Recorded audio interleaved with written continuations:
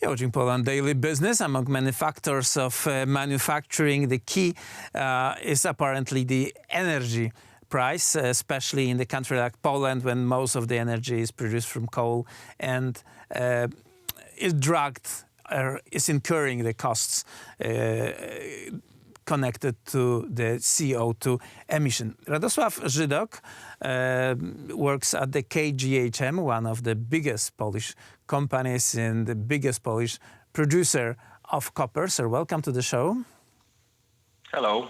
And you are comparing many sources of electrical power right now, and you are also looking at which of those will be future-proof, because we see that Europe is going away from the coal.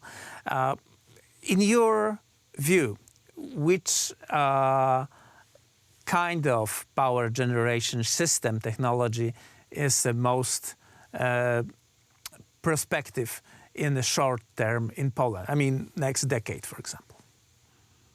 I'd say that to decide on this, we have to look at what's really turning the energy market right now. And these are mostly regulations, mostly climate regulations. From this point of view and seeing the surging prices of CO2 emissions, of course, the renewables are looking most feasible in the long term. And even now, the photovoltaics are breaking the edge-even points. They are profitable right now and will be even more when they will be even less costly. And this is a revolution that's happening right now. And at the same time, I'd say that onshore wind farm for companies, industrial companies as ours, is a really good perspective as well. If you have quite a lot of land with a possibility to build wind farms there, this is a good way to drop your energy bill. In the long term, I'd say that of course we're going to need technologies that will balance those renewables, because sometimes there's no sun or no wind, and you have to have some sources that will still generate the power. So for a long time, I hope and I believe it will be gas, natural gas. We have 2 plants working in cogeneration, so generating not only electricity but also heat. And this is one of the best way to produce energy, because it supplies heat to local communities. It's a low emission heat, I'd say, very much needed, especially during winter times. There's still no good alternative to bringing heat to big blocks than burning fossil fuels. So gas will be a natural addition to the renewables. And of course, there's still a huge discussion about nuclear energy. And are you looking into that technology, this like small modular reactors? Is this something that you are kind of entertaining of how it would work in your company? A few years ago, we've had such a project. It was mostly analytical work. It could be a good idea for big industrial producers, but the regulations right now are totally blocking this kind of investments. It doesn't matter that it's like 10 times smaller reactor and all the size will be much smaller than those big nuclear power plants that there is a plan to build in Poland.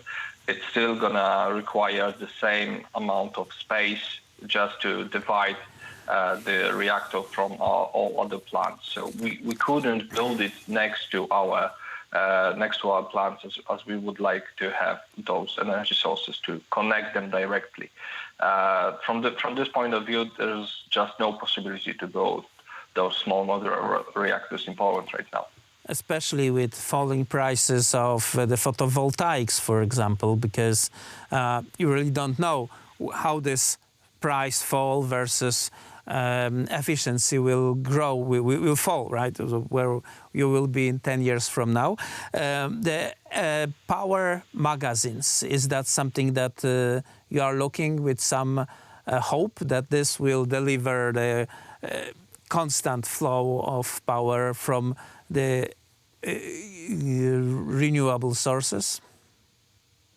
This is a technology that's going to be needed if you would like to have this totally green energy grid, because Of course, as I said, sometimes there is no wind and no sun, and you still have to bring in the power. So power magazines, it would be lovely to have them, but right now there is no technology on a large scale that can fit in.